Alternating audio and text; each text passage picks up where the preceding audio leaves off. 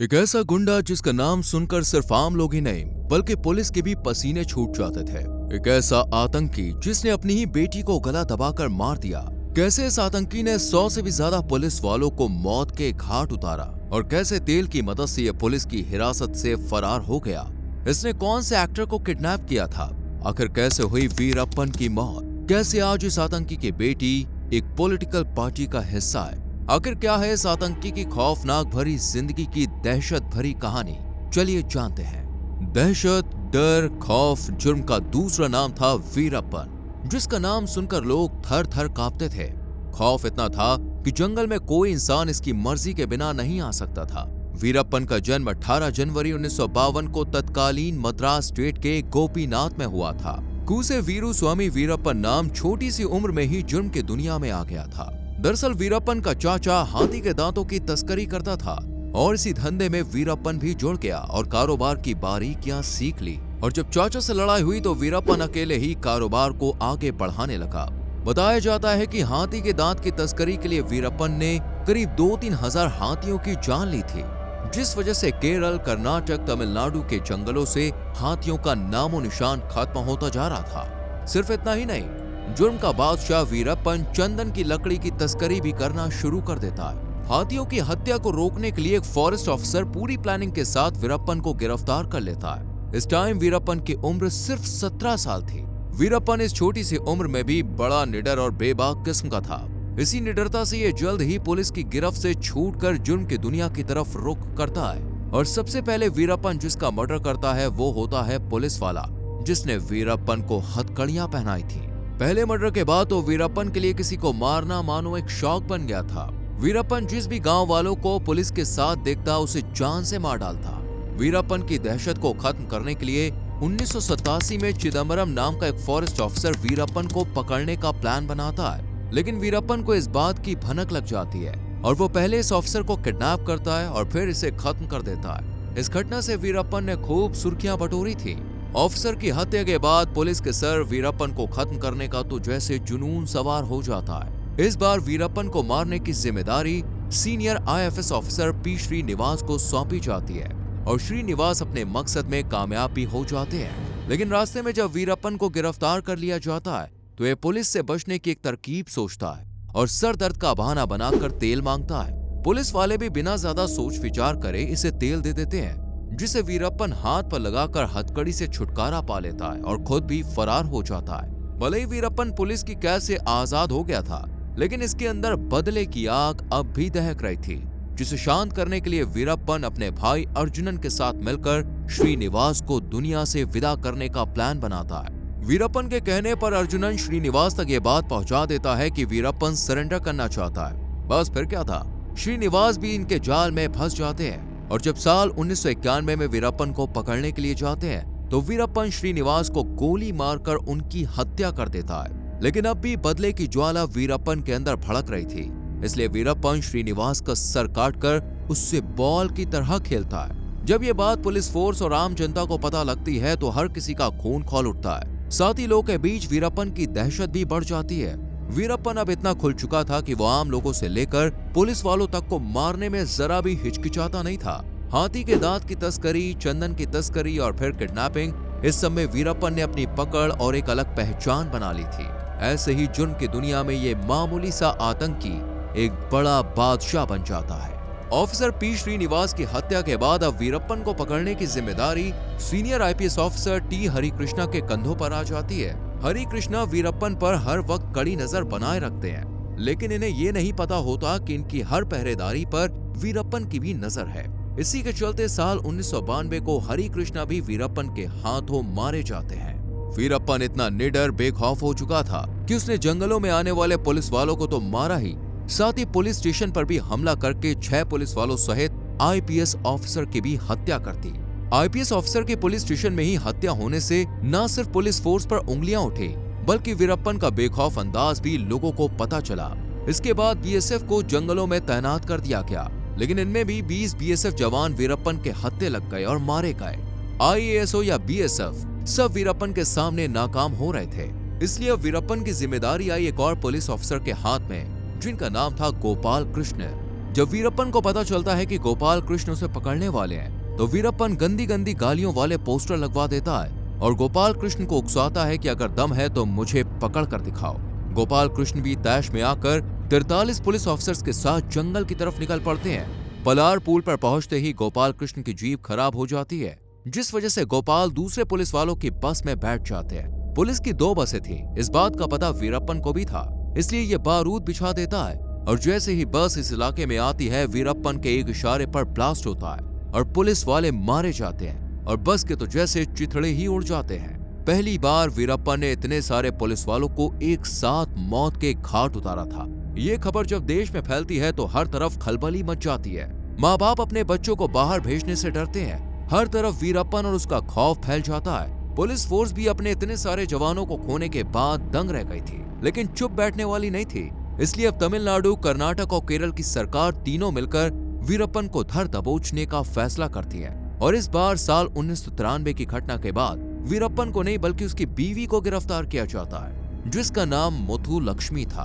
मुथुलक्ष्मी के जरिए ही पुलिस वीरप्पन तक पहुंचना चाहती थी और फिर मुथुलक्ष्मी पर भी आरोप था कि यह वीरप्पन के हर बुरे धंधे में उसका साथ देती है। इसलिए कई दिन पुलिस मुथुलक्ष्मी को जेल की सलाखों के पीछे बंद रखती है, लेकिन कोई फायदा नहीं होता है, बल्कि आखिर में लक्ष्मी से सारे इल्जाम हटाकर उसे बरी कर दिया जाता है। वीरप्पन 3 बेटियों का बाप था, जिसमें उसने अपनी पहली बेटी का गला दबाकर उसे मार दिया था। दरअसल बात ऐसी है कि वीरप्पन पुलिस की हथकड़ियों से बचने के लिए जंगल में डेरा डालकर रहता था, लेकिन जब रात के सन्नाटे में वीरप्पन की बेटी, जो अभी कुछ ही दिन या महीनों की थी, वो रोती है तो दूर तक जंगल में उसकी आवाज गूंजती है। हालांकि वीरप्पन अपनी बेटी से बहुत प्यार करता था, लेकिन उसे इस बात का भी डर सताता था कि कहीं पुलिस को इसकी भनक न लग जाए। इसलिए वीरप्पन ने अपनी ही बेटी का गला दबाकर मार दिया, जिसकी लाश बाद में 1993 में कर्नाटक के एक जंगल में मिली, जो कि बहुत बुरी हालत में थी। इसके बाद वीरप्पन की 2 बेटियां जिंदा बची थी, जिनमें एक का नाम है प्रभा और दूसरी का नाम है विद्या वीरप्पन। विद्या तो एक पॉलिटिकल पार्टी से भी जुड़ी हुई है। इस पॉलिटिकल पार्टी को इन्होंने 2020 में ज्वाइन किया था और इनकी मेहनत को देखते हुए विद्या को इस पॉलिटिकल पार्टी के यूथ विंग का उपाध्यक्ष भी घोषित कर दिया गया। हालांकि इस बात का भी काफी विरोध हुआ, क्योंकि विद्या भले ही एक अच्छी महिला हो, लेकिन थी तो वो एक आतंकी की ही बेटी। इस बात को लेकर काफी विवाद भी हुआ, लेकिन वक्त के साथ ये मामला ठंडा पड़ गया। 1993 में पुलिस वालों की हत्या और अपनी बीवी की गिरफ्तारी के बाद भी वीरप्पन जुर्म, हत्या और किडनैपिंग करना कायम रखता है। हालांकि पहले के मुकाबले अब वीरप्पन की ताकत और हौसला कम होता जा रहा था। इस डर का सबूत था उसकी खुद की बेटी का गला घोंटकर मार देना। खैर, इसके बाद भी 6 पुलिस वाले जो वीरप्पन को गिरफ्तार करने आते हैं, उन्हें भी वीरप्पन अपने बेखौफ अंदाज से मौत के घाट उतार देता है। ये देखते हुए तमिलनाडु सरकार बीएसएफ और एसटीएफ के ऑफिसर्स को जंगल के पास में ही वीरप्पन पर नजर रखने के लिए तैनात कर देती है और ये मंसूबा काम भी कर जाता है। इस दौरान ऑफिसर को वीरप्पन की काफी सारी जानकारी मिलती है। इसी जानकारी से ऑफिसर्स न सिर्फ वीरप्पन की गैंग के 6 मेंबर को मार गिराते हैं, बल्कि 9 गैंग मेंबर्स को गिरफ्तार कर हवालात में भी ले जाते हैं। अब पुलिस को लग रहा था कि शायद गैंग मेंबर्स के जरिए वीरप्पन को पकड़ना आसान होगा, लेकिन हुआ बिल्कुल उल्टा, क्योंकि ये गैंग मेंबर्स कुछ भी उगलने के लिए राजी ही नहीं थे। पुलिस वाले चाहे मारते चाहे टॉर्चर करते, कुछ भी इन पर काम नहीं कर रहा था। वहीं जो गैंग मेंबर्स मारे गए थे, उनके घर वालों ने भी पुलिस से किसी भी तरह का मुआवजा लेने से मना कर दिया था। हालांकि पुलिस सोच रही थी कि मुआवजे के झांसे में शायद इनके घर वाले कुछ उगल दे, लेकिन ऐसा हुआ नहीं। वीरप्पन ने गैंग के घर वालों को एक मोटी रकम देकर मुंह बंद करवा दिया। वीरप्पन के खिलाफ बयान देने से लोग कपकपाते थे। यही वजह थी कि सालों तक पुलिस के हाथों कुछ भी न लगा। न ही वीरप्पन को गिरफ्तार करने की कोई पुख्ता जानकारी और न ही वीरप्पन। खैर, पुलिस भी कहां हार मानने वाली थी। वीरप्पन पुलिस के हाथ आने के लिए राजी ही नहीं था और पुलिस वीरप्पन को छोड़ने के लिए रेडी नहीं थी। और साल 2000 की वारदात से तो पुलिस फोर्स पूरी तरह से वीरप्पन को पकड़ने में जुट गई। साल 2000 में वीरप्पन ने कन्नड़ सिनेमा के उस समय के सबसे बड़े सुपरस्टार कहे जाने वाले राजकुमार का अपहरण किया था। जिस तरह सलमान खान, अमिताभ बच्चन साहब की बॉलीवुड में पकड़ और पहचान है, ठीक उसी तरह उस समय राजकुमार भी एक कामयाब चेहरा थे, जिन्हें वीरप्पन ने किडनैप कर लिया था। जब लोगों को पता चला कि राजकुमार वीरप्पन की कैद में है, तो लोगों में एक अलग ही आक्रोश देखने को मिला। लोगों ने सड़कों पर उतरकर राजकुमार को बचाने के नारे लगाए। मामला जब बहुत ज्यादा गंभीर हो गया तो कर्नाटक सरकार ने तमिलनाडु सरकार से बातचीत की। दोनों सरकार मिलकर वीरप्पन से उसकी मांग पूछती है और सरकार की इस बात को वीरप्पन तक एक पत्रकार द्वारा पहुंचाया जाता है। वीरप्पन अपनी मांगे बताता है, जिसमें वो पहली मांग रखता है कि कावेरी जल विवाद में तमिलनाडु के हित को प्रायोरिटी दी जाए। दूसरी मांग थी कर्नाटक में तमिल को सेकंड ऑफिशियल लैंग्वेज का दर्जा दिया जाए। साथ ही वीरप्पन तमिलनाडु की जेलों में कुछ बंद कैदियों की रिहाई की भी मांग करता है। हालांकि शुरू में सरकार वीरप्पन की इन मांगों को पूरा करने में झिझकती है, लेकिन फिर दोनों के बीच सलाह मशवरा के बाद राजकुमार को करीब 108 दिन बाद रिहा किया जाता है। बताया जाता है कि सरकार ने वीरप्पन को राजकुमार की रिहाई के लिए 20 करोड़ की फिरौती दी थी और ये पैसे कर्नाटक सरकार द्वारा भेजे गए थे। वीरप्पन द्वारा की गई ये किडनैपिंग सबसे बड़ी किडनैपिंग मानी जाती है। इसी तरह एक और किडनैपिंग भी वीरप्पन के नाम दर्ज है, जो कि वीरप्पन ने साल 2002 में की थी। इस साल वीरप्पन ने किसी एक्टर को नहीं बल्कि मिनिस्टर को उठाया था और इनका नाम था एच नागप्पा, जो कि कर्नाटक सरकार के पूर्व मंत्री रह चुके हैं। वीरप्पन ने मिनिस्टर को किडनैप किया और एक बड़े अमाउंट की मांग की। हालांकि इस बार सरकार वीरप्पन को किसी भी तरह के कोई पैसे देने के लिए राजी नहीं थी और ये बात सरकार ने वीरप्पन तक पहुंचा भी दी थी। लेकिन मिनिस्टर को बचाने के लिए कर्नाटक पुलिस ने तमिलनाडु के साथ काम किया। अब केरल पुलिस भी इसमें शामिल हो जाती है। ये तीनों राज्य सरकार भी नागप्पा को बिना फिरौती के बचा नहीं पाते। हालांकि इसके लिए एक अभियान भी चलाया गया था, बट कोई फायदा नहीं हुआ और 3 महीने बाद नागप्पा की लाश ही हाथ लगी। लेकिन वीरप्पन का एक खौफ जल्द ही खत्म होने वाला था, क्योंकि तमिलनाडु की तत्कालीन मुख्यमंत्री जयललिता एक स्पेशल टास्क फोर्स बनाती है, जिसकी कमान 2001 में IPS ऑफिसर विजय कुमार के हाथ में दे दी जाती है। ये टास्क फोर्स बहुत ही बारीकी से वीरप्पन पर नजर रखती है। वीरप्पन की गैंग में कुछ पुलिस वालों को सादा वर्दी में भेजकर उसकी गैंग का हिस्सा बनाया जाता है। ये पुलिस वाले वीरप्पन का भरोसा अच्छे से जीत लेते हैं और सारी जानकारी पुलिस फोर्स को दे देते हैं। वीरप्पन को फोटो खिंचवाने, लाइमलाइट में रहने का बड़ा शौक था और यही शौक उसकी मौत की वजह बना। दरअसल एक इंटरव्यू में विजय कुमार देखते हैं कि वीरप्पन को अखबार पढ़ने में काफी दिक्कत हो रही थी। इस बात को जब डॉक्टर से डिस्कस करते हैं तो डॉक्टर अंदाजा लगाते हैं कि हो सकता है वीरप्पन की आंख में कुछ प्रॉब्लम हो।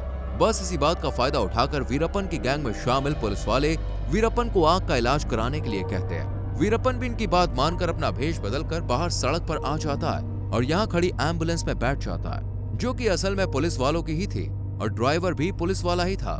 कुछ दूर चलने के बाद ये ड्राइवर एम्बुलेंस से कूद जाता है और वीरप्पन को पुलिस चारों तरफ से घेर लेती है, जिसके बाद एम्बुलेंस से वीरप्पन गोलियों की बौछार करता है और इधर पुलिस भी वीरप्पन पर बिना कोई रहम खाए एक के बाद एक गोलियों की बौछार करती है। और कुछ देर बाद जब चेक किया जाता है तो वीरप्पन और उसके साथी एम्बुलेंस में खून से लथपथ पाए जाते हैं, जो कि इस दुनिया से विदा हो चुके थे। इस तरह जुर्म का बादशाह कहे जाने वाले वीरप्पन की कहानी का अंत होता है। वैसे आपको इस जुर्म की दास्तान कैसी लगी कमेंट सेक्शन में बताएं। वीडियो को लाइक और शेयर करके चैनल को सब्सक्राइब करें और बेल आइकॉन प्रेस करें, जिससे आने वाली वीडियोस आपसे मिस ना हो। मिलते हैं आपसे अगली वीडियो में। Till then bye bye, take care.